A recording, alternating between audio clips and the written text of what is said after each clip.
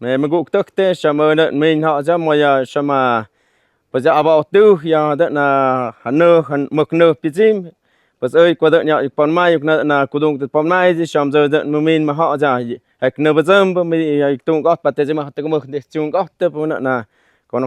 học tempo tung gót nè chama giờ giờ Juan Martínez Núñez o la familia Martínez Núñez na ni va de distribuir det por me yo no sé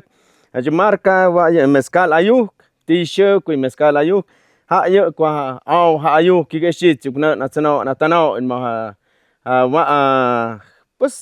kun me kun họ cho nó suy nó kish como na pa ku na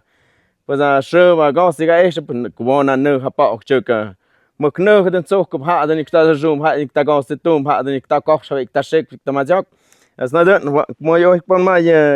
marca pues hạ đơn gos hạ nó ta nó gos khu cọc từng gos mà ơi từng gos mà cọc nó shake cái nào mà cọc nó hơn giọt thân à chứ cứ chứ logotyp cái bức tạo cái xong rồi chọc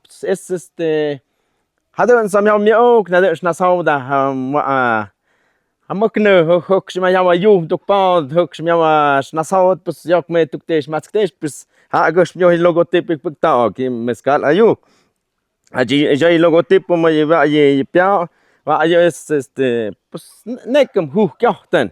ma kohten hơn zochten ichi pesat oi zu hat tano tigosh mit na auditsi ye cuadrado hadu na hu kyohten tu gichön tu gnya auditsi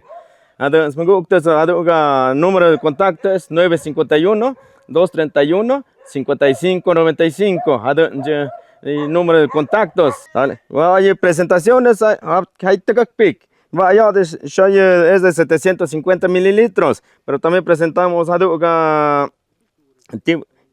botellas de cacho, está reposado de gusano o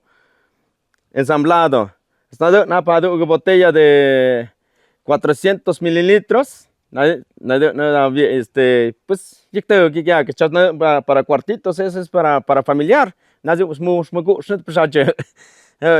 el grado está de 48 grados, dependiendo del cliente, y me cogen, pues tipos de sabores, tanto gusano, reposado y joven, mezcal joven.